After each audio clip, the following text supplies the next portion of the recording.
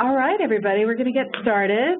Welcome to this exciting webinar. We're really pleased to have Dorothy with us, and I'll describe her background and interest in a moment. I'm Kate McKee, a longtime CGAPer and really interested in this topic. And so the way the webinar is going to work is that we have people in the room, and probably be a pretty full room, and then we have a lot of you online for the webinar. You will have a chance to weigh in with your comments and questions.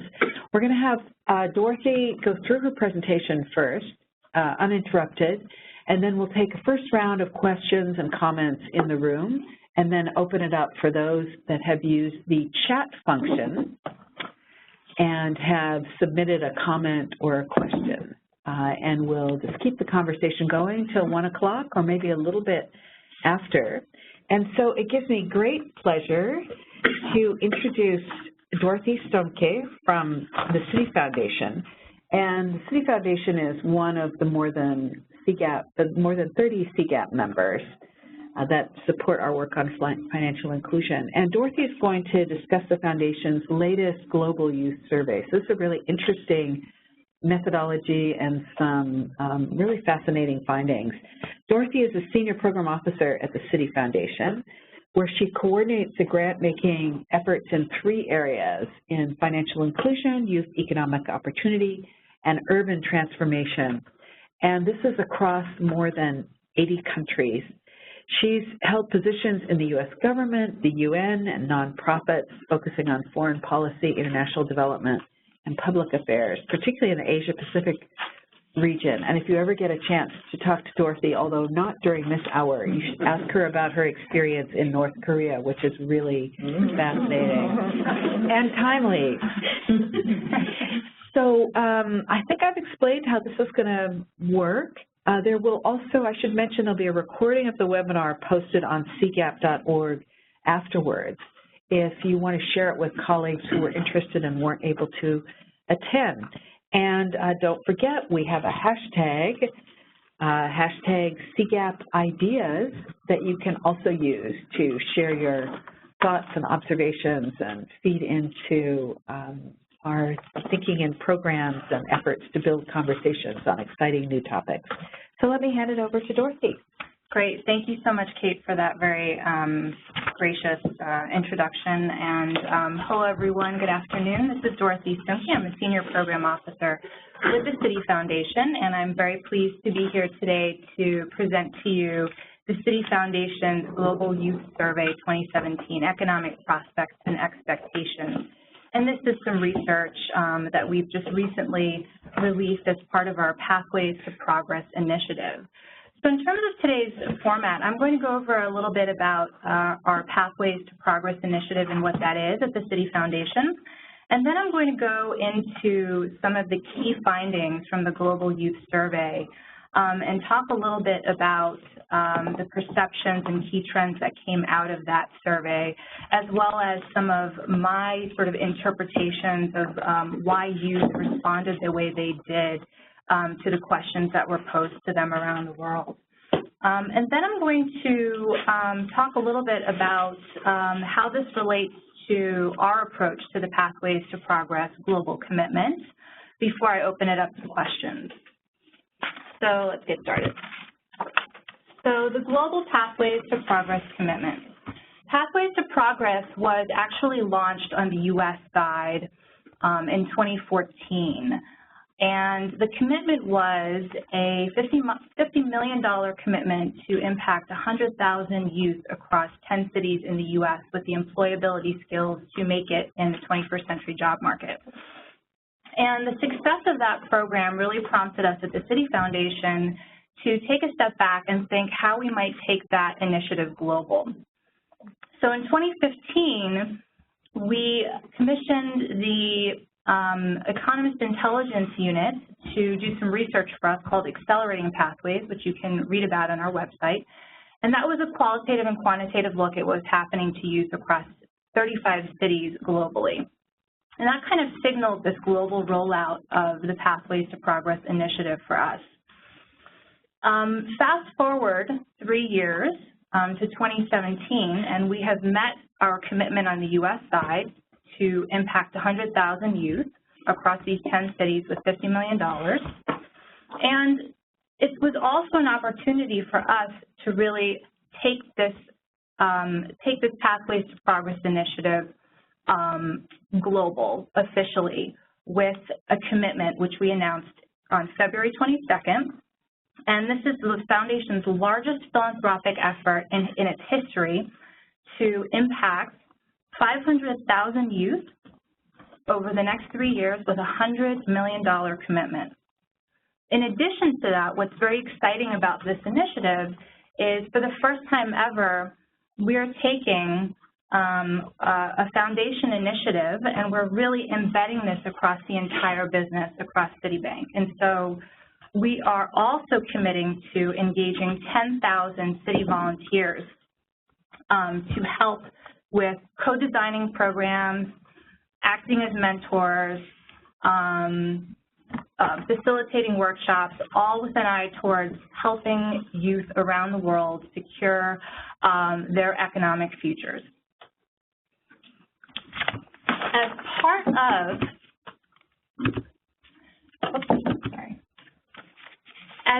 part of our global commitment, we launched the Global Youth Survey 2017 back in February, and that's what I'll be kind of going into detail about today. So essentially, the survey covers the economic aspirations and perspectives of more than 7,000 youth across 45 cities and 32 countries.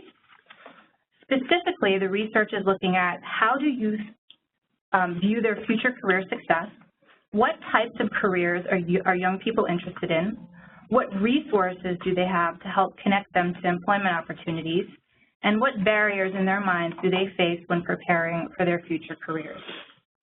I think it goes without saying, all of us who are here today in attendance and on the webinar know very well that youth face this incredible challenge today of unemployment.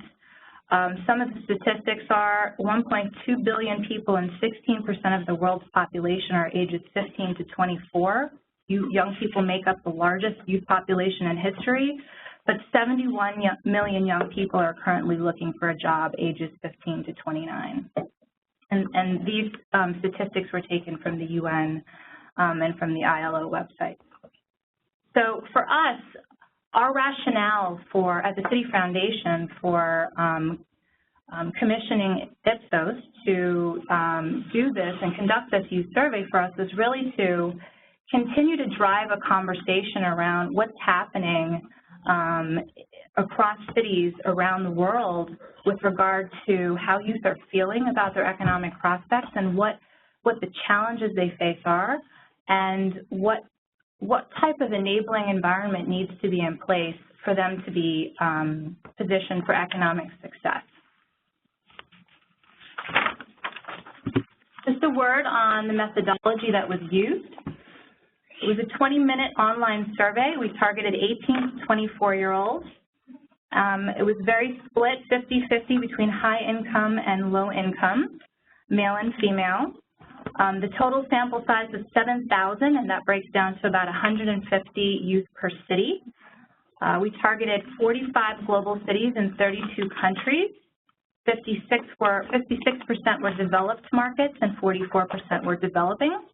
And here's a breakdown of all the cities where youth were surveyed around the world, from Bangkok to Mumbai and Tokyo to Lima and Guadalajara, Lagos and Nairobi, Chicago, Toronto, and Cleveland, just to name a few.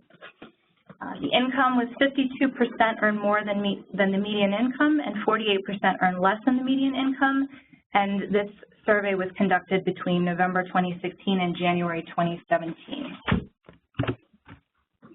So now let's get into some of the key trends that emerged. Starting with some very uplifting data, young people are incredibly optimistic despite uncertainty and change across the globe.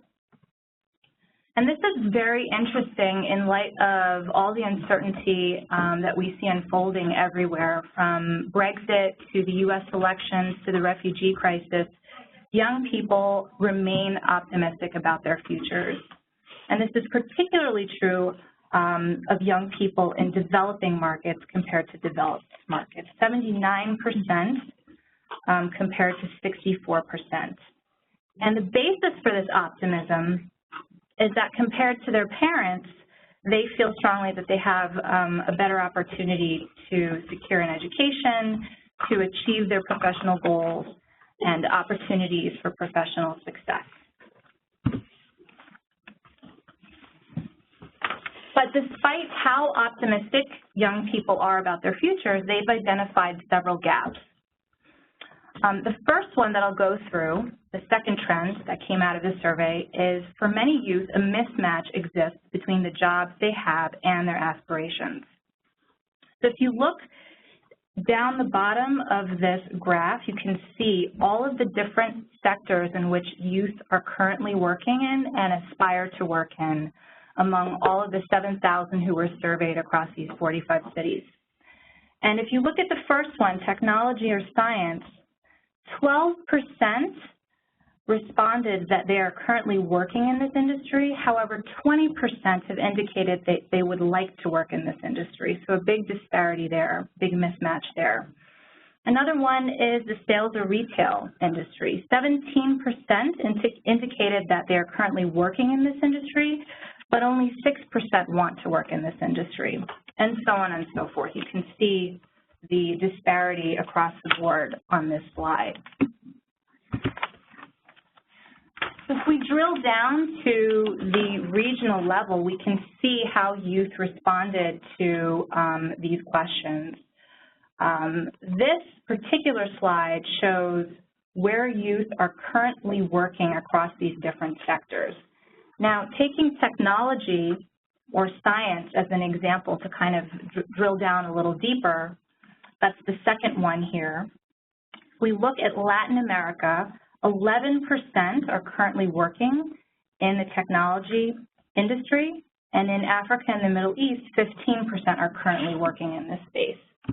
However, if we look now at this slide, the preferred career response, if we look at the same industry, technology and science, 23% aspire to work in this field in Latin America and 24% in Africa and the Middle East. So the biggest takeaway for me here is that it's not just about connecting youth to any job, it's about really understanding what their preferences are, right? That's part of it. And if we drill down even further to the city level, we can see, taking still technology and the tech industry as an example, if we look at the developing cities' responses, Buenos Aires is at the top, and youth in Buenos Aires have indicated that they are not currently working in the industry that they aspire to. They're the ones with the highest percentage who have responded to this question. And if we look at what's happening in Argentina and in Buenos Aires, there's a new president there. He's trying to turn around a sagging economy. He's trying to really leverage the tech sector and build that sector up. He's initiated some entrepreneurs laws, allowing businesses to be more easily incorporated, in particular targeting the tech industry. And then the mayor of Buenos Aires has also created a technology district and awarded companies that open or move there a 10-year tax break. So there's a lot of incentives there, and the government is really working to try and create that enabling environment. But why are youth in Buenos Aires saying that they're not currently working in the industry that they aspire to? So looking at some research that the UN did, they revealed that the job market is changing so quickly in Argentina that it's very difficult for the education sector to keep up and adapt and offer the right courses that equip the youth with the right skill sets to get into the industries that they want to move into. So traditionally, what a high school education was able to do for an individual in Argentina, in Buenos Aires, provide them with a secretarial or admin position, those positions are now being replaced with technology, and youth want to really move into those positions and into that sector, but they don't have the access to the skill sets that are giving them those opportunities. So there's a huge mismatch there. Looking at Mexico, Guadalajara is the second city on the developing cities section. And in Mexico, according to the OECD, young people, neither employed or in training, I think we all know NEET, more than 14% of young people ages 15 to 29 are low-skilled NEET, compared with under 6% in OECD as a whole. And there's a huge gender gap that's contributing to this as well. And female are 3 times as likely to be NEET compared to men. Mm-hmm. So in Mexico, we're seeing that youth, low-income youth in particular, don't have the skill sets to become employed, and especially in industries where they're interested in becoming employed in. If we look at Guadalajara, this city in particular is gaining a lot of popularity as Mexico's next digital creative city, and the government has created a lot of subsidies, attracting a lot of foreign tech industries to come and set up shop. But again, a huge skills mismatch here. Youth don't have the skill sets to be able to enter into this industry. So moving on to the third trend that came out of the survey, on-the-job experience and networking are seen to be critical factors that would make it easier to find a job. So youth have expressed that they really want that hands-on experience that will give them that competitive advantage. In addition to that, they're also saying that they really need professional connections, social connections, and education to really set them on a path to securing their futures. We drill down to the city level. This slide really talks about youth who are expressing the need for on-the-job experience, which will help them to secure a job and define their careers. What's really interesting about the responses that came out of this is if you look at both the developed cities responses and the developing cities responses, the top 3 on each side are from Asia. They're cities in Asia. And so if we think about what's happening in Asia, and I know for me, I cover a lot of our grant making across Asia, we tend at the Citi Foundation to fund a lot of urban migrant youth programs, working to equip urban migrant youth with vocational skill sets. These youth and the urban migrant youth in general are moving from rural settings. They have a very different skill set, a very different understanding of how to make it, and they come into a city and they need, they're met with a very different reality, and they need different skill sets to be able to help them secure a livelihood. And so this to me is sort of saying, outside of just the vocational training, the need to really connect these youth to those on-the-job experiences to give them even more of a competitive advantage. If we also take China and drill down and look at China as an example, because they scored quite high on the developing city side, and Beijing and Shanghai are both up there. If you think about the Hukuo system, which was introduced in the 1950s, and it ties people's access to services to their residential status, when migrants move from rural settings into these urban areas, they don't have access to these services anymore. And in addition to that, they don't have access to the professional networks, the educational opportunities that others have. And so this speaks a lot to why youth in these 2 particular cities in China probably answered the way they did, that they're in a very new setting, they're very isolated, and they're really in need of being integrated into society there that will give them the networks and that on-the-job experience that they crave and need to help position them for economic success. The 4th trend that came out of the Global Youth Survey was that higher education is also seen to be an important key to success but that it's out of reach for many. So 67% of the youth surveyed believe that college is necessary to be successful, but 69% of them believe that higher education is beyond their financial means. So if we look at education beyond financial means at the city level, India scored pretty high here on the developing city side. And, I mean, access is obviously an issue. Access to education beyond higher secondary schooling is 10% among the university-age population in India, but both private and privatized institutions are very costly in India, and that's obviously a factor. On the developed city side, I mean, there are a lot of U.S. cities up there, and it goes without saying, we all know that education here in the States is quite high. And then if we look at this slide, youth have responded to needing a university education. And, you know, despite the barriers that youth in India face, they still feel that they really need an education to succeed, and they scored very high here on the developing city side, both Mumbai and Delhi. Johannesburg is interesting. Some of the research that I did indicated that the labor market favors highly skilled employees. So those with a post-secondary degree are far more likely to find employment. So there's a very high bar set in South Africa for entry into even low-level jobs, and so hence probably why youth responded the way they did here in Johannesburg.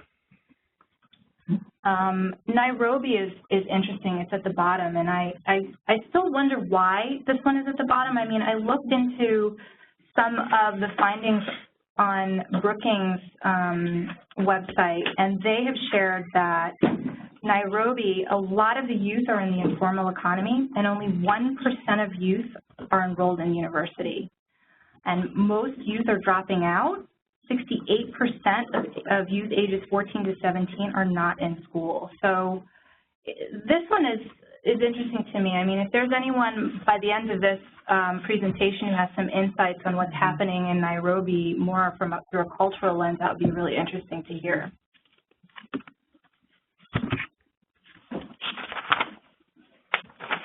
The fifth trend that came out of the Global Youth Survey is that apprenticeships and internships are believed to be critical for success, however, not enough exists.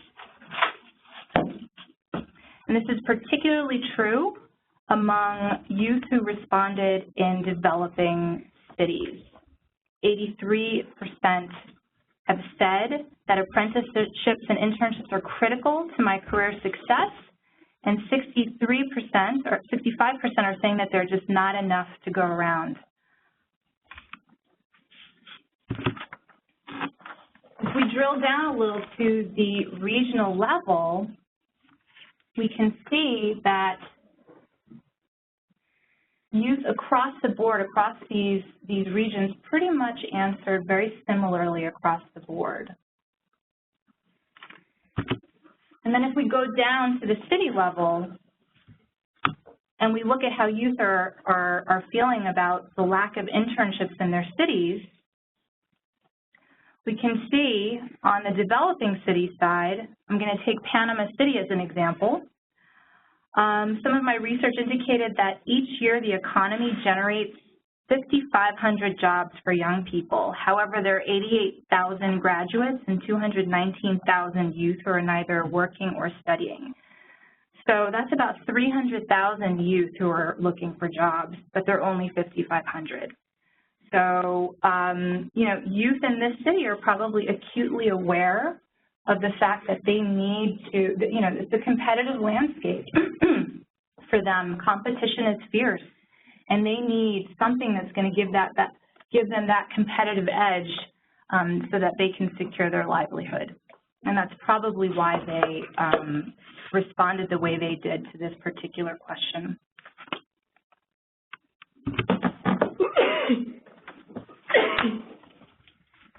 The last trend that I'll cover that came out of this survey is about the small business gap. And the entrepreneurial spirit is strong among young people, but many cite barriers and challenges to achieving this dream.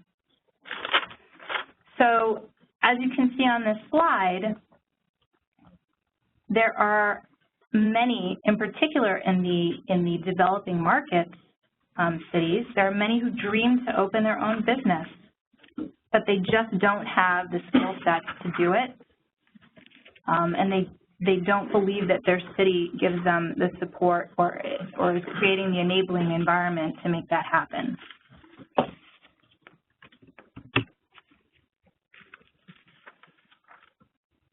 If we look at the totals by region, we can see that Latin America and Europe, Middle East, and Africa are very high in terms of dreaming of owning their own business, and to me this makes a lot of sense. At the Citi Foundation, we fund a lot of youth entrepreneurship programs across Europe, the Middle East, and Africa. And then if we go down to the city level and drill down a little deeper, we can see which cities really feel that there are barriers, which youth feel that there are barriers in their cities. And so Jakarta scored the highest on the developing city side, and it's the largest market in Southeast Asia. Some people call it the sleeping tech giant, but there's, you know, a lot of criticism out there that the government is not supporting startups in a way that they probably should, because more than 95% of Indonesia's businesses or startups are small and medium-sized companies. On the developed city side, I thought this is very interesting. Seoul scored very high, and if you're familiar with any of the big companies in Korea, the chaebols, which are massive family-run business companies, decades ago, they helped jumpstart the economy after the Korean War. However, today, they do receive, you know, some criticism around having too much of a monopoly around products and services, and so it's quite possible that youth have expressed some frustration, you know, having to compete with these large monopolies in this sort of setting. So that's an overview of the major trends that came out of the survey. Just to briefly summarize everything, youth are incredibly optimistic about their futures despite global uncertainty. They believe that a jobs mismatch exists. They believe that on-the-job experience and networking are incredibly important. They value higher education, but they don't believe that enough internships or apprenticeships are available for them to get the experience they need to help set them on a path for economic prosperity. And they also believe that small business barriers exist. So what does this all mean for us at the Citi Foundation and our approach? Having just launched this new global commitment for the next 3 years, we are certainly taking a look at the findings that came out of this survey, taking a look at a lot of the existing programs that we have, and looking at ways to constantly evolve what we're doing for greater impact. And some of the takeaways that I have that I wanted to share today are, one, it goes without saying we need to work together towards shared goals. I don't think there's a single sector who is going to be able to tackle this issue alone. It's going to take a multi-sector collaborative approach to scale, you know, initiatives for greater impact. And, you know, this is the opportunity to align with global and national agendas like the SDG number 8, decent work and economic growth, the ILO decent work agenda. Multi-sector collaborative approaches are going to be one of the main ways to get this job done and address this challenge. The role of the private sector is going to be very important, I think. I think increasingly the private sector understands that it plays a role in helping to provide opportunities for youth, that it has a responsibility to respond to what it's seeing in the communities in which it's operating. We at the Citi Foundation think about this a lot. I mentioned a little bit at the beginning of this presentation, our volunteerism component as part of the Pathways Initiative. And this is something we've been doing for a long time and which we embed in all of our programs. It's called the More Than Philanthropy approach. We're not in the business of just writing a check. We engage our business colleagues in the markets where we make these grants to leverage their skill sets and volunteer their time to help co-design programs, run workshops, provide technical expertise, act as mentors. And this is something that we're going to continue to do and build out, especially in light of our global commitment with the new Pathways global commitment. Internships. And this is something that addresses what came out of the youth survey, that youth really believe that on-the-job experience is needed, but there are not enough internships and apprenticeships out there. As part of our global commitment under the Pathways to Progress initiative, one of the things we're really looking at is how do we provide internships to youth around the world as part of the Pathways to Progress global commitment. So more to come on this, but it's something that we feel very responsible about. We feel that given the fact that we're such a large financial service provider with a global presence, just last year in 2016, we did our grant making in over 85 countries, that we have a role to play. So again, more to come on that. Apprenticeships, internships, and experiential learning are going to be increasingly important, I think. And it's something that we are going to really take a close look at over the next 3 years as we continue to drive our Pathways to Progress initiative. We know that these are expensive. We know that if you're trying to really connect youth to the job market, the programs cost a lot more, but this is something we feel that as we evolve our theory of change and our programming for greater impact, it's something that we really want to take a very close look at. Inspirational networks, mentorships, and leadership skills. It goes without saying that, you know, youth need a support system and guidance, and when they have these things in place and they have the networks, you know, then sky's the limit, really. So, you know, this is something we're going to continue to build into all of our programs, whether it be through engaging city employees, whether it be engaging former graduates of programs who come back as alumni, mentors. This will continue to play a critical role in all of our programming. And then last but not least, youth participation. And this is something that I've heard about in many of the conversations that I've had around youth economic opportunities work, the need to really engage youth and listen to them, and it really kind of echoes the spirit of this survey, which is really, you know, we went to youth to really hear how they feel about what's happening to them. And so we've done a little bit of this work on the U.S. side. There have been some initiatives where we've engaged youth as you know, alumni who have left the program to come back and help with further program design, or engaged youth to come back and be on the board of an organization.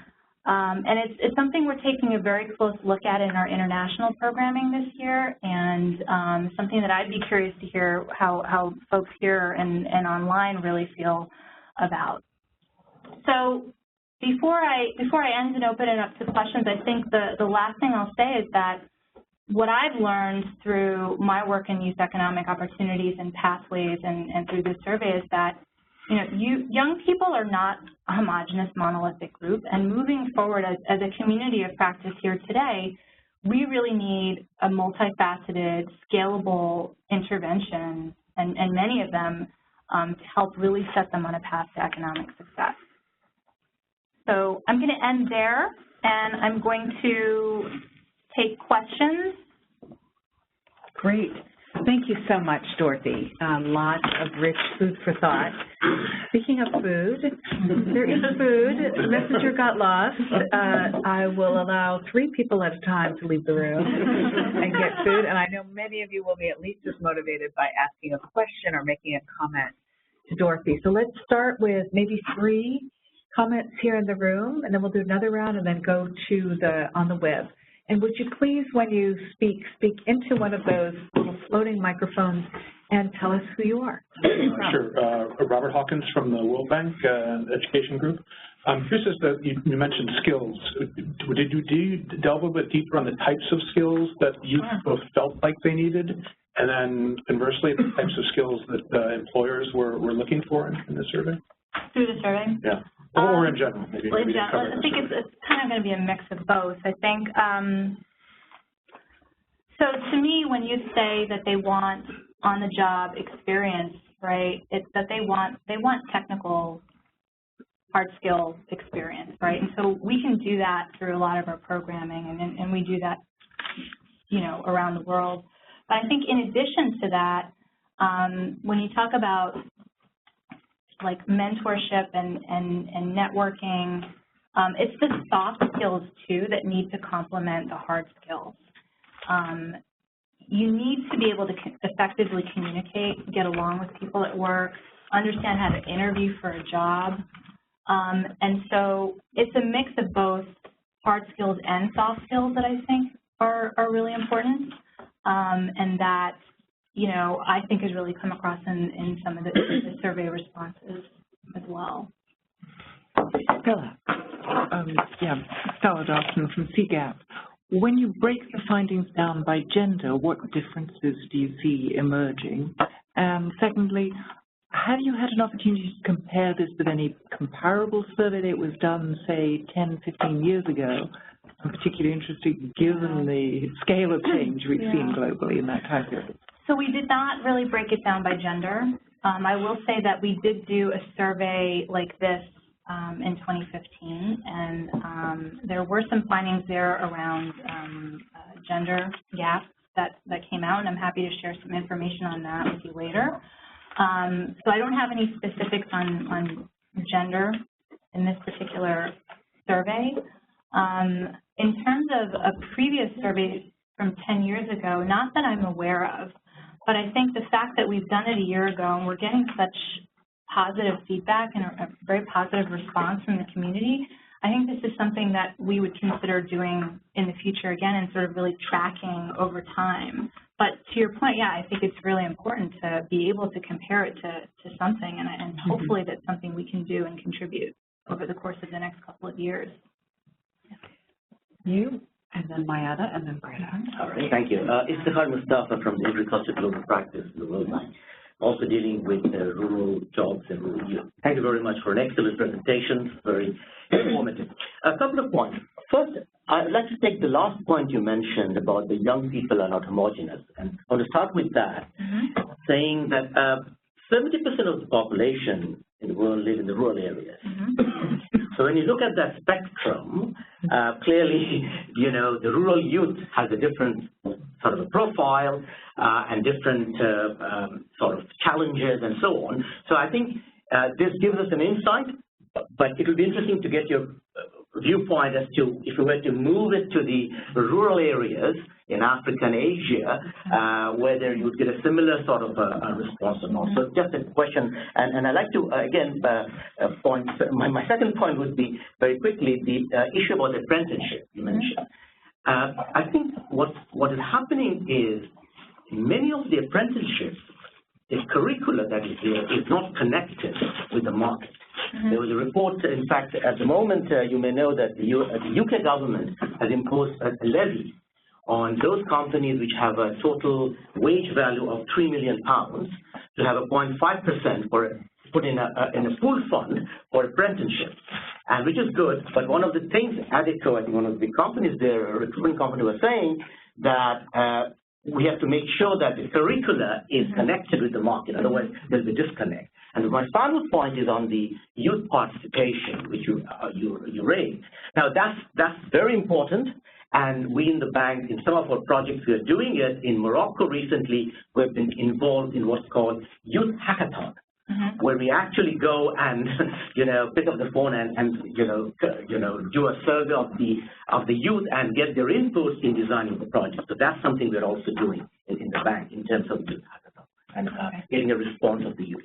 Okay, great. Oh, I can take the first the first question. So the rural angle, we at the Citi Foundation are focused on the economic progress of low-income communities with really a focus on urban settings. We're a global bank at the end of the day with a very big global urban footprint, and so hence our focus on this specific survey was around urban settings and what's happening in cities.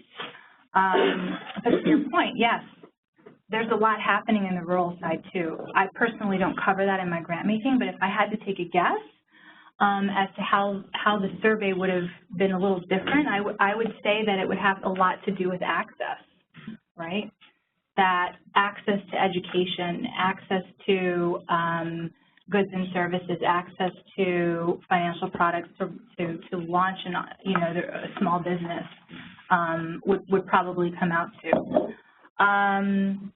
In terms of the curricula not being connected, I think that's probably why some of the responses came out the way they did, where you said, I don't feel I need an education. So that's, a good observation, I think. Yeah. I'm going to take Mayada and Greta, and I want to remind you, those of you who are on the webinar, that you can use the chat function to either make a comment or submit your question. And my colleague here is ready to receive you. Yes. Mayada. Great. So Mayada Alzaghi with CGAP. Thank you so much. Very interesting findings. I'm just curious in terms of the way you're thinking about it as Citi, as a bank, in the sense of where do you see the role of finance here? And do you see a big role? And is that something that you anticipate that the foundation will be doing more of? If you can just comment on that. No, absolutely. I mean, I think, increasingly what I've seen is that a lot of the financial education components are being embedded into the entrepreneurship programs that we fund, in particular around the youth entrepreneurship work that we fund in, for instance, the Europe, Middle East, and Africa region. That's where we tend to really focus on that kind of programming. So, yes, absolutely. I think it will continue to play a very big role. I had a couple of questions. And actually, come to the mic and remember to introduce yourself. Credible CGAP. So I had a couple of questions. One was kind of a sampling question, and I may have missed this at the beginning, but I assume that people had to have an internet connection. So there was a certain kind of self-selecting group who responded to this, so people who had access to the internet. But how were they selected? So that's one question. Second question is, do you have a breakdown by region where you can kind of dig in on the data a little bit? Because, Europe, Middle East, and Africa are really different, right? And so you can't kind of easily lump them together. And then third one, is really around this question about starting an own business. The marks were really high on that, and I wonder how much people were responding to, it's my dream to start my own business, rather than, well, that's what I have to do. Yeah. So, like any nuance that you can share. Well, because a lot of times starting a business is kind of a livelihood. So it's hard to read those numbers without kind of understanding the underlying demographics. So I just wonder if you had any other data you could share on that. Yeah, some of there's two pieces of information that you can access on our website, and one is the actual survey, which is like a summary of all the findings at a very high level. And then there's a deck that goes into all the raw data. And I pulled some of those data points for this, but I couldn't go obviously into everything. But it's a lot of raw data if you want to go in and check it out and see. So I would actually have to kind of go look and sort of see, because I pulled specific things. Can you clarify? I see a lot of interest in the room. That's publicly available? It's absolutely publicly available, and we can send around the link so that everyone on the webinar and everyone here can access that information, But you had another question about the sample size and accessing the internet to be able to take part in the survey. Yes, and I think also in some cases there were some phone surveys that were done. So I think we worked with Ipsos on this, and it was very important to us to make sure that we had an even split of those who were below the median income, above the median income, And from developing markets and developed markets, we really made a concerted effort to make sure that it was 50-50. So, and there's a slide at the very beginning that kind of goes through the methodology. Great. So we're going to pause here as promised. Molly said there are a couple of comments or questions, and Molly, maybe if you would state the comments and then choose a question that hasn't come up yet. Yes. Well, we definitely have a very diverse audience online, lots of comments of the different countries that have joined us, so thank you to all of you. I think you're in very disparate time zones. Interesting question that seems like most of this survey has looked at youth perceptions, and so it would be interesting to see if you looked at all or could compare the sort of needs of firms. Have you looked at that at all that might be looking to hire these youth, and sort of if there's any type of matching that could compare the findings there? Anyone think one more while we're on the question, whether you looked at all at kind of the lowest income tier of countries, or whether you stayed more at the division between developed and developing, kind of that middle income sphere. So if you look at the third slide, the Global Youth Survey Methodology, you can see a list of all, and I can go back to it on here. You can see a list of all of the markets where we conducted the survey, and we conducted this survey in cities where Citibank has a presence and where we do our grant making. So there was a little bit of that there. In terms of firms and matching youth to employment opportunities at firms, that was the question, right?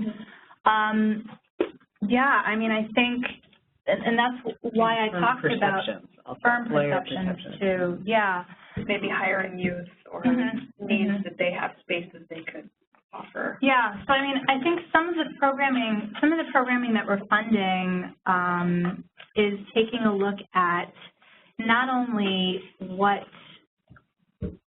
local industries are looking for in an employee and what the skill sets are that are needed, but working with schools, and this is a particular program I'm thinking about in the Philippines, and we're doing something similar in Australia, and making sure that the curricula there matches what the needs are in the local industry so that you can train youth properly and then connect them to a job. So we do have programs like this in a couple of markets, and yes, the role of the private sector is, as I mentioned at the end of in my concluding statement, I think it's incredibly important. It's something that I think we want to continue to do to bring together multi-stakeholders, including the private sector, to really understand what their perceptions are, what's holding them back from hiring youth. And this could be related to sort of the need to, on a broader scale, change the public perception around looking at youth as a hireable segment. There could be, in some cases, a stigma around youth not being hireable, maybe not having the right skill sets, not having the right training, and there could be an opportunity at some point to bring people together to really kind of talk about, well, how do we change that perception? How do we position youth in a way where the private sector and others really start to look at them as this creative, young cohort of individuals who bring some energy and enthusiasm to work and, might really be loyal for a very long time. So I think there's a lot of opportunity there. So I have a group on the line. Don't be discouraged. You'll get another round just before we end the session. There's someone behind me who wanted to make a comment, and then I'm going to cheat and put a question in myself. Please. Get close to a mic, so otherwise people can't hear you and say who you are. Thank you so much. I'm Patricia Langen with Save the Children, and we've been running youth employment programming for many years. And I'm currently directing a program for the last 5 years in many of the cities that were in the survey, in Jakarta, Manila, and Beijing, Shanghai, and you name it. And it's so interesting what we're finding over these last few years is that a larger proportion of both the men and the women in the program are saying they want to go back to school or they want to continue in education, whereas we thought we'd chosen the cohort that inevitably was going to be looking for a job once they finished our program, et cetera. We see this as a really positive outcome because it means that they're trying to get more skills so they can get higher paid jobs with decent work. And I'm wondering if you might have seen some of these trends in this survey or previous surveys. Are you seeing more of these kids in these middle-income countries say, I want to stay in school and go beyond high school or go back to school? Thanks. Yeah, thanks for that question. Or let me go forward. It's, where is that question? The higher education is an important key to success. And you know, there are lots of cities who said that they actually need a university education in order to succeed. So yes, absolutely, we're seeing that. And you know, in many cases, you know, our programs, what we focus on in addition to providing youth with the skill sets and try and connect them to jobs, but we're also looking at ways to position them to go and get a post-secondary education as well. So we believe in that approach as well, absolutely.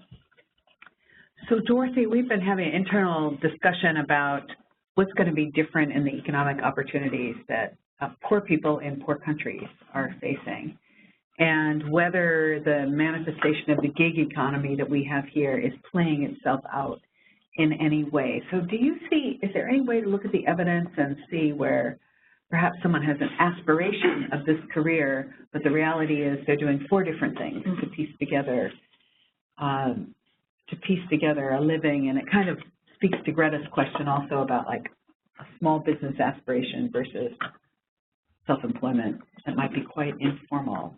Any insights on that? I have to think about that one.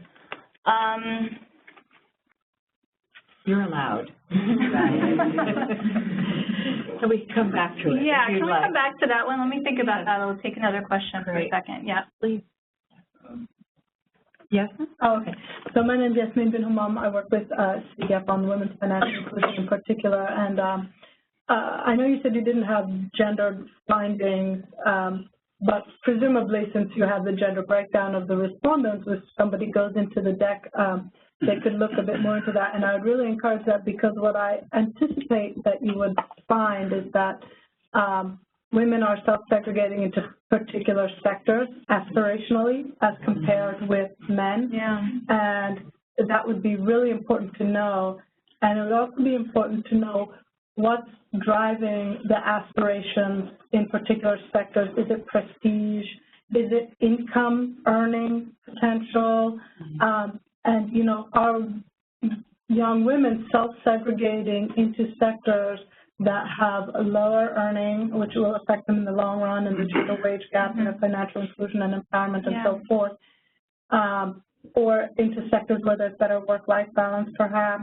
And so, you know, will solving the child care crisis affect women's career aspirations and dynamics like that? And so for Citi as an institution, to what extent do they want to help people fulfill their aspirations, or to help shift those aspirations through their work? No, I mean, I think that's really important point. I don't know if the data is going to actually reveal all of that, but I think in a way you could piece a lot of it together, just the way I kind of have drilled down and kind of went to the, as local as I could get, and kind of looking at what's happening in that particular city and in that environment, and kind of cross-referencing some of the data points. So, I mean, I would love to connect with you on this afterwards and kind of take a closer look. I think it could be really interesting to see what we get out of it. Yeah. Great. Tom, please. Tom Timber, consultant. The obvious thing that's raised by your study is the possibility of, given that Citi Foundation,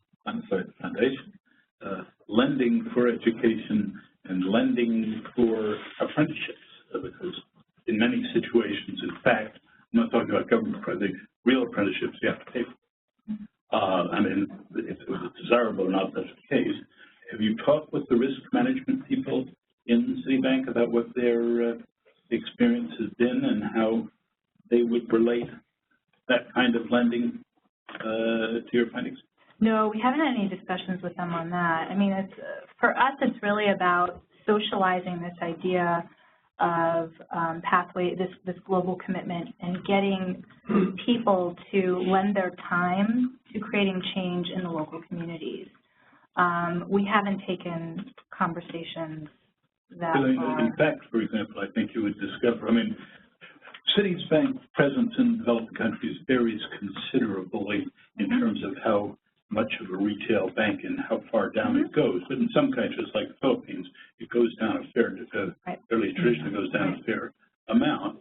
And my guess is they're already doing a fair amount of lending of the sort. And the question is, are they doing it in the most effective way, or they have problems, et cetera? But I mean, this is a case, it seems to me, where you could have a very positive interaction. And I would think, though I don't know the place in Citibank that this probably is located, is either risk management or maybe strategy, but it's risk management. Yeah, I mean, yeah, interesting. I mean, I think at the end of the day, the whole company and Citi just in general, we are, you know, about creating positive economic impact and positive experiences for the communities in which we operate. So certainly there's an opportunity to see it align somehow, yeah. Yes. Greg. Yes. Yeah, hi. Greg, just before you speak, if there's anyone else on the line who's dying to get in, this is your chance in the next 1 minute. So please use the chat function. Thank you, Greg. Sorry for interrupting. Yeah, hi, Greg Chen from CGAP. So two totally unconnected questions, so just sort of random. One is whether, I guess the survey did not pick up on demographics like age of marriage, or if we think about pathways. The big one for women and even for men is to think about what age you're getting married, because that really changes the trajectory. But anyway, a related question, I suppose. Is it going up? Is it going down?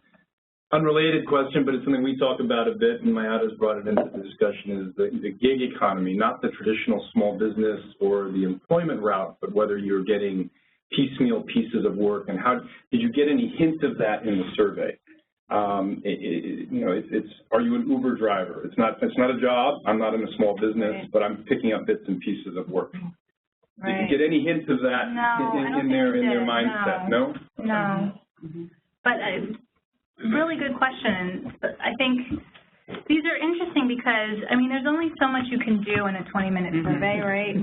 And, you know, you want to go deep, but you can't go too deep because you only have 20 minutes, right? So, but this is the second time we're doing this, and we were able to go a little deeper this time. And if we do this again, I mean, these are really good questions and things to think about that we could really incorporate for the next time around. So, yeah.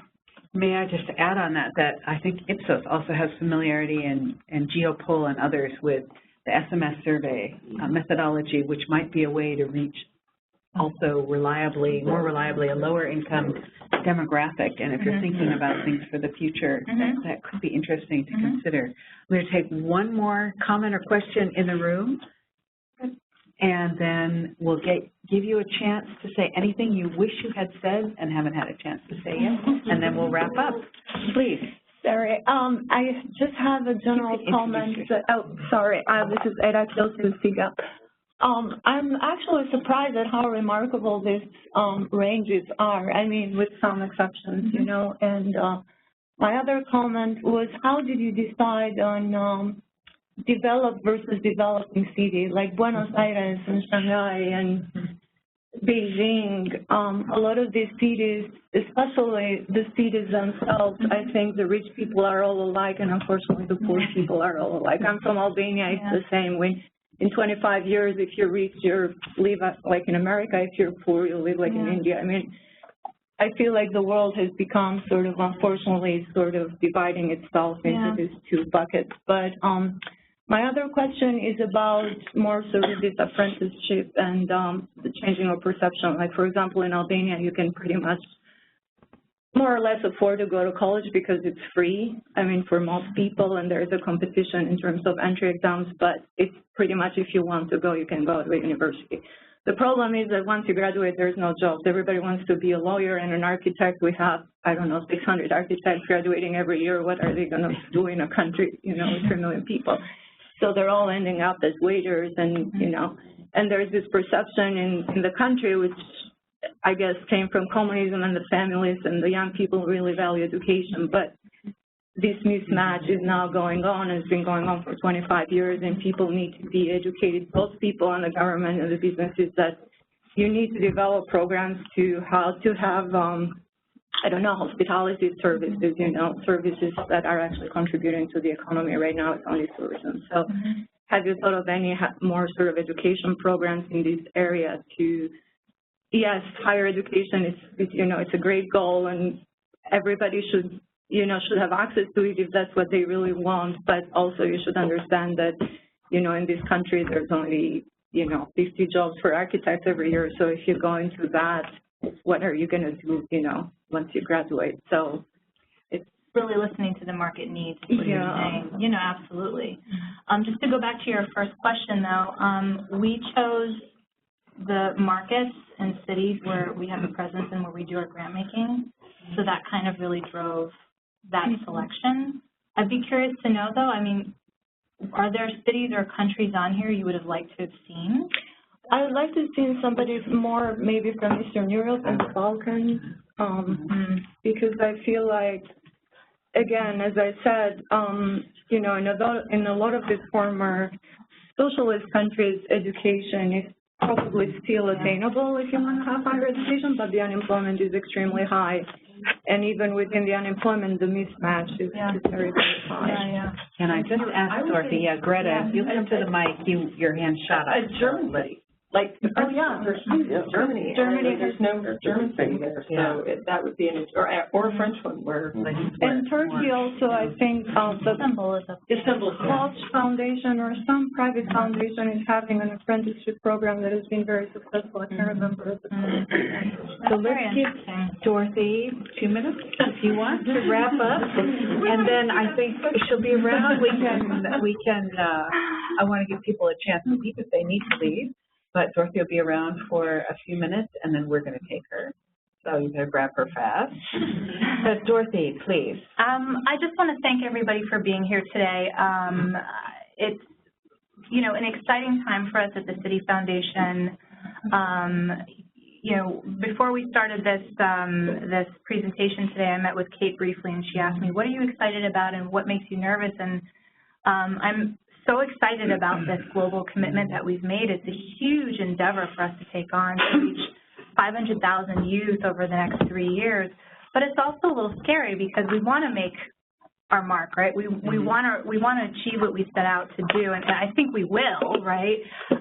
But it's you know, over the next 3 years, I think we certainly have our work cut out for ourselves, but we're excited to be working with such a very strong community of practice like yourselves, because I think if we can come together and continue to share what we're hearing and what we're learning, that's the only way we're going to really take things forward. And, you know, impact for us, you know, we want to reach youth, we want to equip them with skill sets, we want to help them with education, we want to connect them to jobs. And so, you know, at the end of 3 years, hopefully we will have this great story to tell, and hopefully we will have, you know, contributed and moved the needle in some way. So I'm really looking forward to that journey with all of you. So thank you for being here today. So, thank you.